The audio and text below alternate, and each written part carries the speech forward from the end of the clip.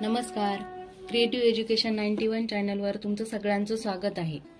निपुण भारतच्या अध्ययन पेटीमध्ये हे एक शब्दचक्र आलेलं आहे. यापासून विद्यार्थी वाक्य बनवण्यास शिकतील.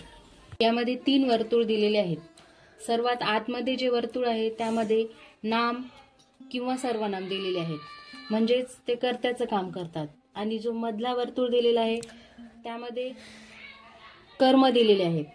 आणि त्याच्यानंतर शेवटचा वर्तुळ आहे त्यामध्ये आपल्याला सगळी अशी क्रियापदे दिलेली आहेत. तर या तिन्ही शब्दाचा वापर करून आपण विद्यार्थी वाक्य कशी बनवतील ते शिकूया. सुरुवातीला हे शब्दचक्र आपण मुलांना फक्त हाताळण्यास देऊ, म्हणजे त्यांना हे काहीतरी खेळ वाटला पाहिजे. त्यानंतर मग त्यांना सांगायचं की यापासून आपल्याला अशी वाक्य पण बनवायची. सुरुवातीला मुलं वाक्याचा अर्थ नाही लागला तरी चालेल तशी त्यांना वाक्य बनवायला सांगायची. त्यानंतर मुलं तशी वाक्य बनवत अर्थपूर्ण वाक्य कशी बनतील हे पण शिकतील. मी एक सुरुवातीला तुम्हाला वाक्य बनवून दाखवेल. त्यानंतर तुम्ही एक एक वाक्य बनवायचं आहे. हे बघा, नाम किंवा सर्वनामामध्ये सुरुवातीला पहिल्या यातला घेतला पिवळ्या कलर मध्ये सतेज. त्यानंतर काय येईल दुसरा सतेज खो खो. त्यानंतर बघा अर्थ लावणारा काय येईल शब्द खेळ. सतेज खो खो खेळ हा वाक्य तयार झाला. अन्वी, तू एक वाक्य बनवशील? चल बरं, या चक्रापासून तू एक वाक्य बनवून दाखव.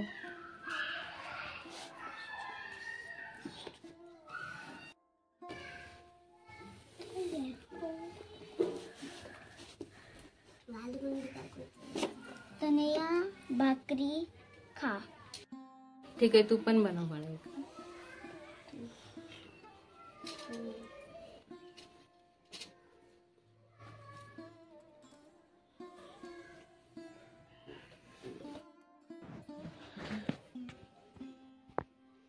तू फुल घे. शब्दचक्रापासून वाक्य बनवणे हा झाला त्याचा प्राथमिक उपयोग. पण यापासून जर आपण वेगवेगळा आपली क्रिएटिव्हिटी लावून वेगवेगळा जर उपयोग केला तर या अध्ययन साहित्यामध्ये नक्कीच जिवंतपणा येण्याचं काम होईल. तर मग आपण बघू की वेगळा उपयोग काय होऊ शकतं.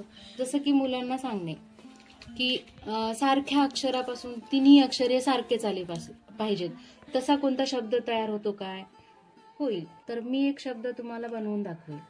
तो शब्द आहे आई, औषध आणि हा आण.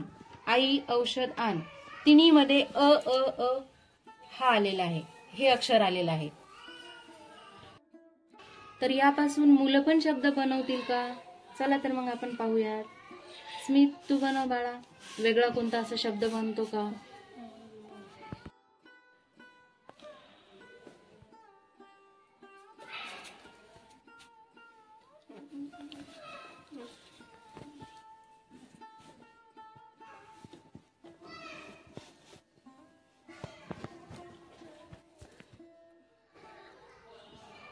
सापडतायत का अक्षर?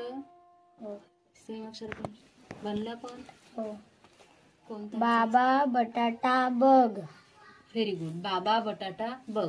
अजून पण होतील का रे तयार? चल मला बनव. अजून कोणते होतील का वाक्य तयार? काय झालं वाक्य तयार? मी आरसा आणला. Very good. तसेच या चक्राचा वापर आपण वेगळ्या पद्धतीने पण पाहणार आहोत. जसं की पहिल्या चक्रामध्ये 1 अक्षरी शब्द, दुसऱ्या चक्रामध्ये 2 अक्षरी शब्द आणि तिसऱ्या चक्रामध्ये 3 अक्षरी शब्द, असा पण कोणते अर्थपूर्ण वाक्य तयार होतो का ते आपण पाहणार आहोत.